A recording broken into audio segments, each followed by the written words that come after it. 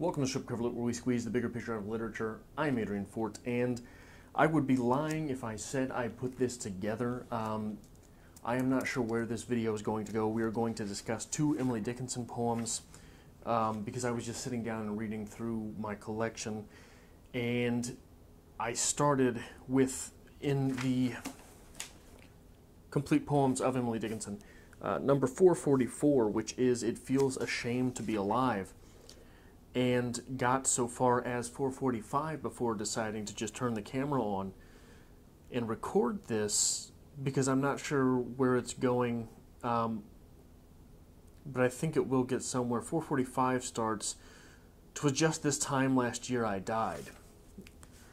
But 444 reads as such: "It feels a shame to be alive when men so brave are dead. One envies the distinguished dust permitted such a head.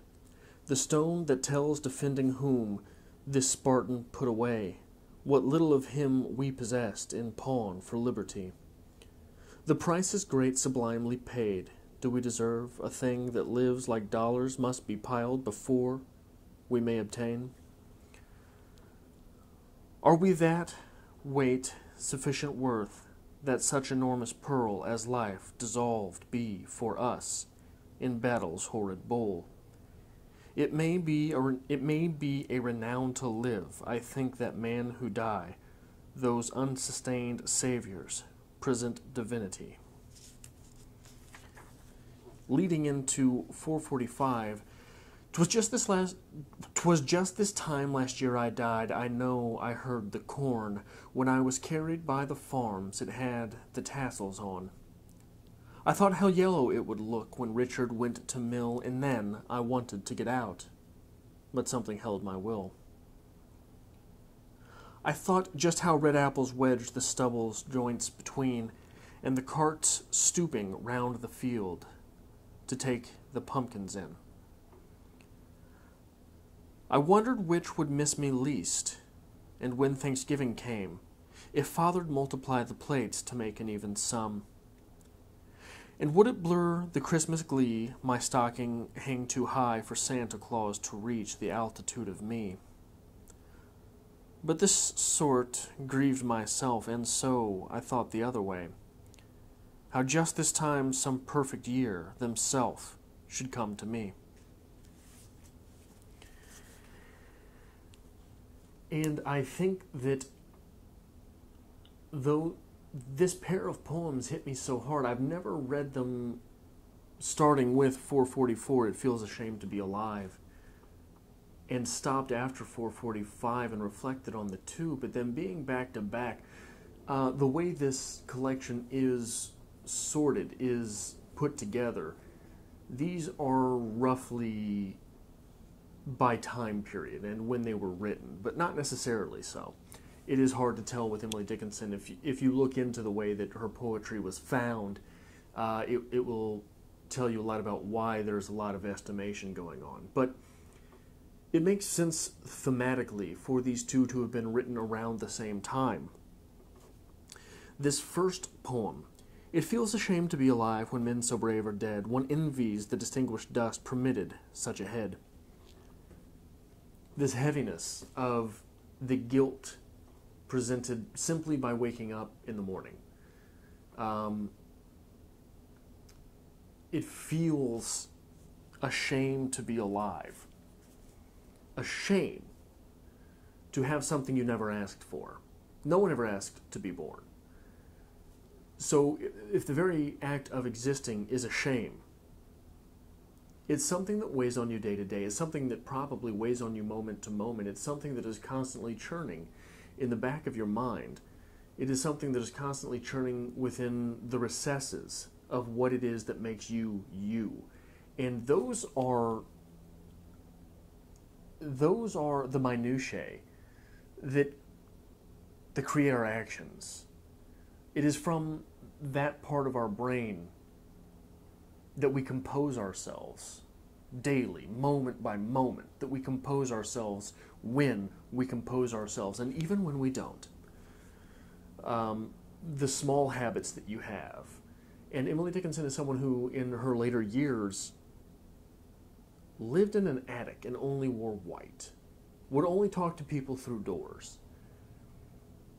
Because of the shame she felt to be alive, perhaps. In this next poem, 445, "'Twas just this time last year I died." Conspicuously absent is the way our speaker died. But when we get to a sentiment such as this, I wondered which would miss me least, and when Thanksgiving came, if father'd multiply the plates to make an even sum. We almost have to assume, it is begged of us to assume, that this individual is a suicide. Especially if he or she is so young as to be worrying about their stocking hung so high. Now leave it to the emo empress supreme that is Emily Dickinson to write a story about a young suicide. A narrative, at that, about a young suicide. And to make those startling little observations therein, those startling little observations that say, someone who is a suicide or who is suicidal is not necessarily someone full of hatred or disdain.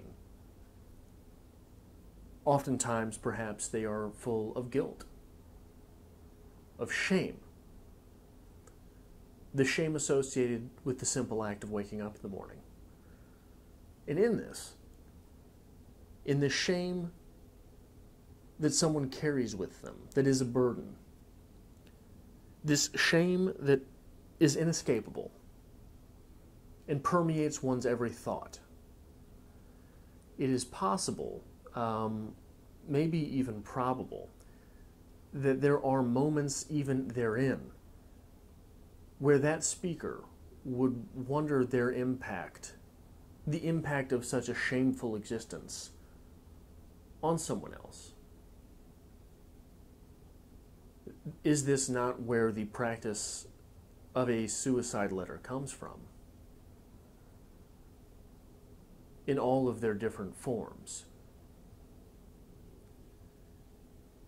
And it really begs the question, is there a right direction to life? And Emily Dickinson seems to have an opinion on that. In the introduction, I think this is from one of her letters to Woolsworth, I can't remember. Higginson? Yeah, Higginson. "The sailor cannot see the north, but knows the needle can." If the sailor cannot see the north, that means that the ship is in turbulent times. And the needle being able to see the north means that even in these times of chaos, even in these times where we don't know where we're going, our tools can point the way. And on a very human level, our tools, what might those be? Our feelings and emotions. Our feelings and emotions when? When we are unperturbed by the outside world. When we are secluded to the self. And when we are unperturbed by the outside world and secluded to the self, are we at our most true? Is Emily Dickinson at her most true when she is locked away in the attic wearing only white and speaking to people through doors? I don't know. I think that depends on the person. Personally, I thrive on solitude. I have to be alone most of the time. Even when I'm around people, I'm alone. For other people, this is not so. Other people are reinvigorated by company. Other people find strength in company. But which way is right? Is there a right?